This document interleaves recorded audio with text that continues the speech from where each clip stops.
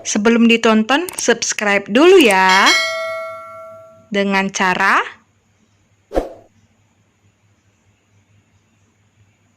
di like.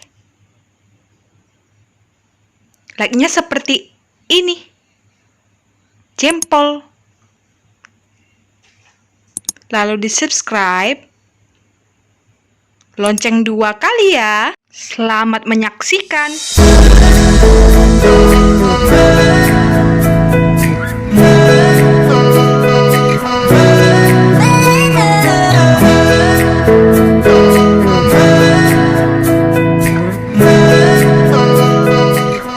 Halo buat semuanya. Apa kabar? Semoga sehat-sehat aja. Stay at home. Yuk, selamat menyaksikan video pembelajaran fisika. Kamu lagi lihat apa sih? Kok ada gambar mistar, ada gambar neraca Ohaus, ada gambar mikrometer sekrup dan jangka sorong. Kamu lagi belajar pengukurannya. Kamu tahu nggak?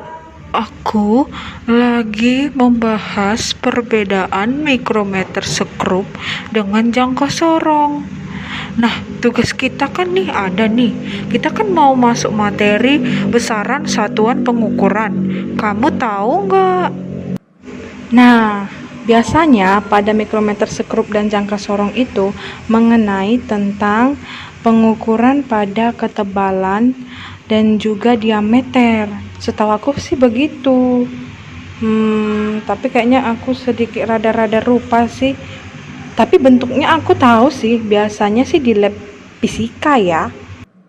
Untuk itu yuk kita mari lihat simak YouTube pada berikut ini. Selamat pagi anak-anak. Oke, hari ini kita akan masuk ke materi kedua, yaitu besaran dan pengukuran. Nah, hari ini ada KD-nya, yaitu siswa mampu menentukan besaran pokok dan turunan, lalu mampu untuk mengukur alat-alat ukur. Nah, di besaran dalam fisika itu ada besaran pokok dan besaran turunan. Nah, di besaran pokok itu apa? Besaran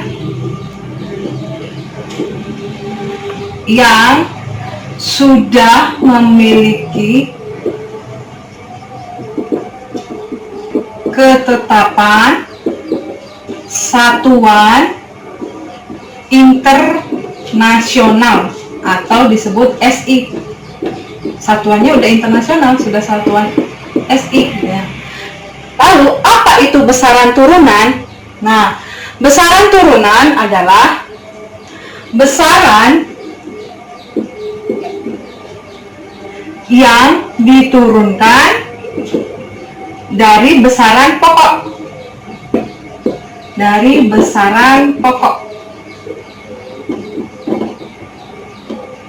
Oke. Nah, di sini udah ada nih tabel besaran pokok. Tabel besaran pokok. Besaran pokok. Apa aja itu? Nah, ini dia. Ada besaran pokok, yaitu yang pertama adalah suhu. Ada 6 nih. Ada suhu, panjang atau jarak, waktu, arus listrik, intensitas cahaya, kemudian massa. Nah, apa satuannya pada suhu? Yaitu Kelvin. Panjang atau jarak adalah meter. Nah, waktu sekon atau juga detik ya. Nah, kalau untuk arus listrik adalah ampere. Nah, kemudian untuk intensitas cahaya ada namanya satuannya kandela. Untuk massa adalah kilogram. Nah, kemudian untuk dimensi.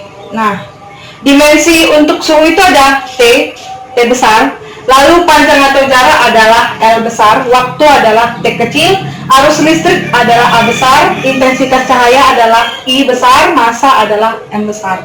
Nah, lalu untuk besaran turunan, nah di besaran turunan itu ada apa? Seperti apa? Kecepatan. Nah, disimbol dengan F. V, salah deh, V. Nah, kecepatan itu apa? Jarak per waktu. Jarak per waktu. Satuan jarak apa? Satuan jarak adalah meter. Waktu adalah sekon. maka V sama dengan meter per sekon. Nah, untuk dimensinya, si jarak, untuk kita mencari dimensi. Nah, untuk dimensi jarak, yaitu untuk dimensi kecepatan. Untuk dimensi kecepatan, yaitu jarak tadi apa? L. Waktu adalah T. Nah, maka dimensi kecepatan adalah L kali T pangkat min 1. Oke, lalu untuk ini kecepatan, lalu kemudian untuk percepatan. Apa simbol percepatan A? Percepatan adalah kecepatan per waktu. Kecepatan per waktu. Nah, untuk satuannya, berarti kecepatan apa tadi? Meter per sekon, waktunya S. Berarti E kali S pangkat minus 2. Nah, untuk dimensi percepatan, kecepatannya tadi apa?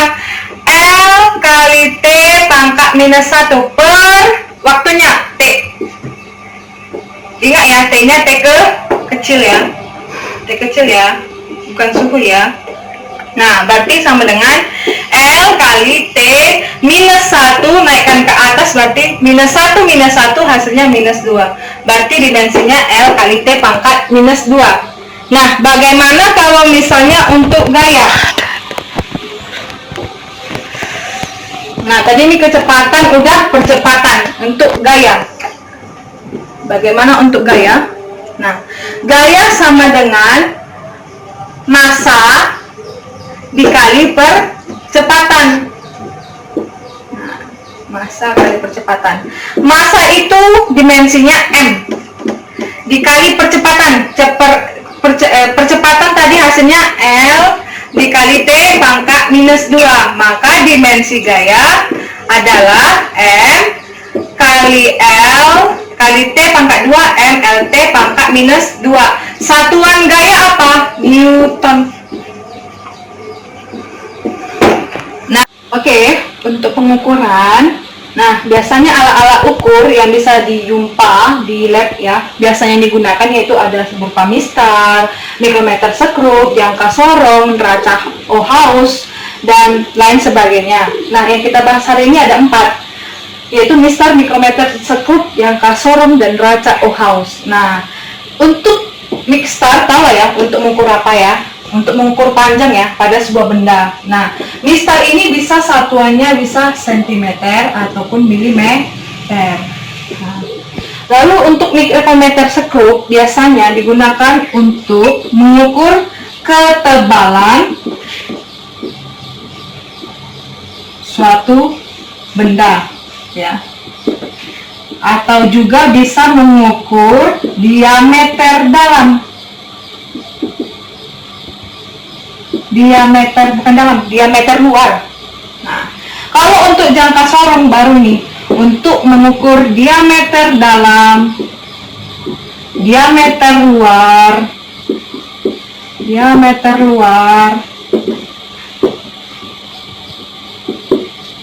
baru untuk ketinggian dan juga untuk kedalaman. Nah, untuk mikrometer sekrup bendanya akan seperti ini gambarnya ya.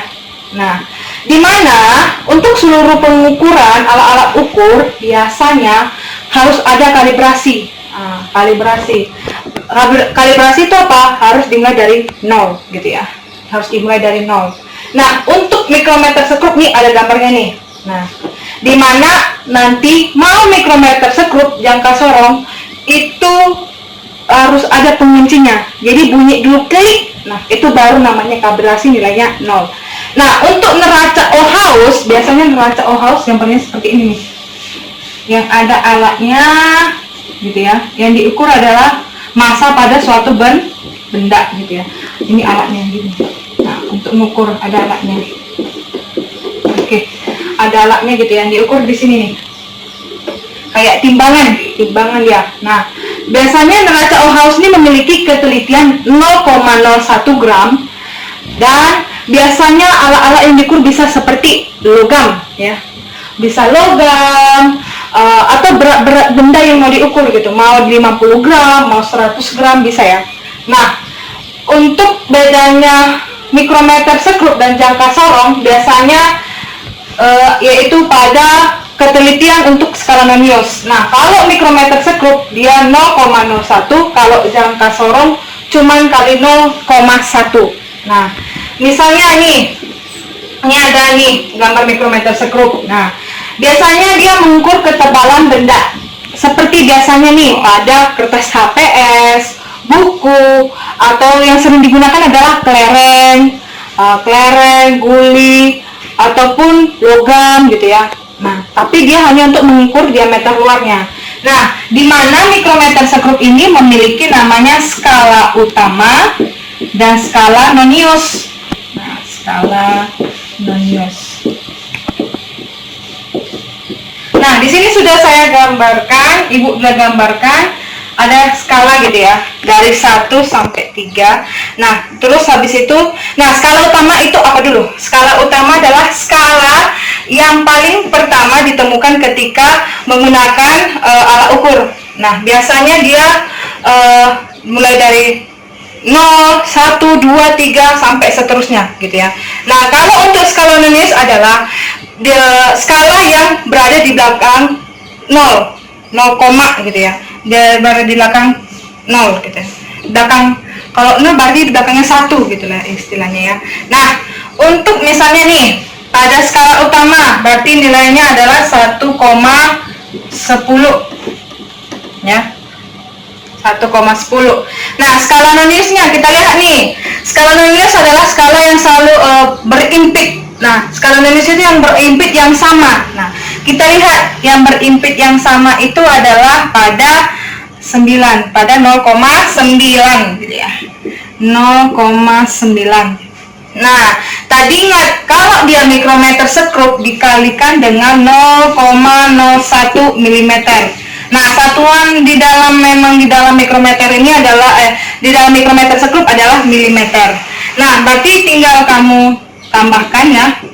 Bagi skala utama tadi kan SU ditambah SN dikalikan 0,01 gitu ya. Nah, skala utamanya tadi berapa? 1,10 mm ditambah skala Noniusnya tadi berapa? 0,9. Ini ya, garis yang berimpit antara skala Nonius dengan skala utama gitu ya. Berarti 0,9 kali 0,1 berarti 0,09. Nah, 1,10 tambah 0,09 meter sama dengan 1,19 mm. Nah, inilah yang didapat untuk mengukur pada mikrometer sekrup. Jadi jangan lupa, baik mikrometer sekrup ataupun jangka sorong memiliki skala utama dan skala Nonius. Nah, di mana kalau dia di mikrometer sekrup dia dikalikan 0,01 mm skala Noniusnya, sedangkan di jangka sorong hanya 0,1. Nah, untuk jangka sorong. Nah, pada jangka sorong tadi apa? Untuk mengukur diameter dalam, diameter luar, lalu habis itu untuk mengukur ketinggian. Nah, untuk diameter dalam dan diameter luar dia pakai penjepit yang ada di depan. Nah, untuk yang ketinggian dan kedalaman dia memakai ini ada nih, bagian luarnya ini panjang gitu. Itu untuk mengukur ketinggian dan kedalaman. Nah, sama ya. Mikrometer sekrup jangka sorong dan neraca Ohaus harus dikalibrasi. Nah, di jangka sorong juga harus dikalibrasi. Berarti maksudnya kalibrasi apa? Harus di angka nilai 0. Nah, kemudian nanti dia ada penjepitnya. Nah, kemudian dia ada penjepitnya bunyi lagi klik gitu ya. Sama ya, sama kayak mikrometer sekrup sama jangka sorong. Nah, tapi perbedaannya itu kegunaannya. Kalau mikrometer sekrup hanya dia pada ketebalan, diameter dalam. Kalau jangka sorong diameter dalam, luar, ketinggian, sama kedalaman. Nah, untuk jangka sorong sendiri sama ya, memiliki namanya skala utama dan skala Nonius. Nah, misalnya nih ada contoh nih, pada skala utamanya ada 1 sampai 4 nih milimeter ya. Ini milimeter ya, satuannya pasti milimeter gitu ya. SU sama SN satuannya milimeter. SUSN, skala utama dan skala nonius, masih sama ya tadi ya, skala utama. Nah, untuk skala utama bisa kita lihat nih, mana yang di belakang sebelum skala noniusnya 0, berarti 1,3. Dari mana? 1,1,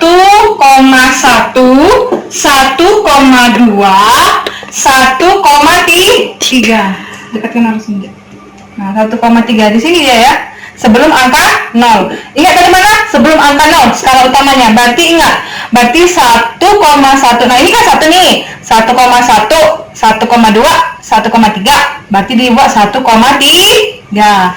Nah, skala nonius itu kan tadi apa? Skala yang berimpitan antara skala utama dan skala nonius. Nah, yang berimpitan kita bisa lihat di mana skalanya, yaitu pada 2. Nah, pada angka 2, skala nonius yang di bawah ini skala nonius. Yang skala yang utama itu kan yang atas tuh. Nah, yang berimpitan yang mana? Ini dia, sama-sama berimpitan di angka 2. Nah, ingat, kalau dia mikrometer sekrup tadi dia dikalikan 0,01 ketelitiannya, kalau di jangka sorong dia dikalikan 0,1. Jangan lupa satuan milimeter. 1,3 ditambah 2 kali 0,1, 2,01, maka hasilnya adalah 3,31 mm. Ingat ya, tadi apa jangka sorong? Skala utama ditambah skala nonius dikalikan dengan 0,1 mm.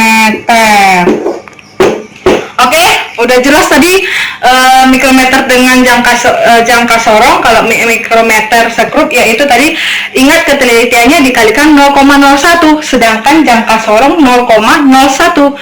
Oke, lalu habis ini kita akan menghitung angka penting gitu ya. Apa sih itu angka penting gitu ya? Ada nanti angka yang dari angka yang pasti dengan angka tafsiran. Oke. Nanti akan kita lanjutkan setelah ini. Nah, oke, untuk angka penting biasanya terdiri dari angka pasti tambah dengan angka tafsir. Gitu ya. Atau dibilang orang angka lah, nggak mesti juga pasti gitu ya.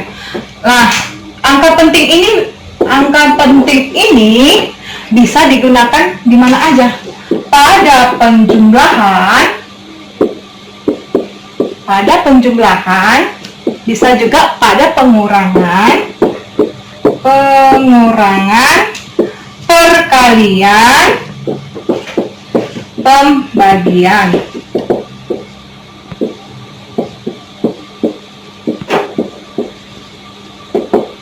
Ya, penjumlahan. Tambah, pengurangan bagi kurang, kalian bagi dikali, pembagian bagi dibagi gitu ya. Nah, untuk angka penting ini, untuk angka penting ini, misalnya aja pada penjumlahan, misalnya 3,01 dengan 4,56. Nah, di mana pada angka tersebut termasuk angka penting? Angka penting itu adalah ini jumlahnya adalah 3 angka penting. Yang mana dia? 3,01 secara keseluruhan itu 3 angka penting, gitu ya. Nah, 4,56 ini termasuk juga 3 angka penting, gitu ya. Berarti hasilnya nanti juga 7,57. Berarti hasilnya juga 3 angka penting. Nah, bedanya dengan tafsiran apa? 3,01 berarti di belakang koma. Berarti belakang koma adalah 2 angka tafsiran. Nah, sama dengan 4,56. 4,56 berarti di mana? 2 angka tafsiran. Di mana? Karena apa? Belakang koma. 2 angka tafsiran. Nah, sama juga. Berarti hasilnya 7,57. Berarti sini 2 angka tafsiran. Nah, tapi yang paling sering ditanya adalah angka penting. Karena angka penting adalah angka pasti sama angka tafsir, maka yang ditanya adalah selalu angka penting. Ini yang selalu ditanya. 3,01 ditambah 4,56 berarti angka pentingnya 3 angka penting. Kalau dikurang berarti kita kurangkan. Nanti nih hasilnya 5, 10, 9 kurang 5, 4. Ya, habis itu 3 kurang ini hasilnya 0,45. Oke. Nah, berarti berapa angka penting? Tetap juga 3 angka penting gitu ya.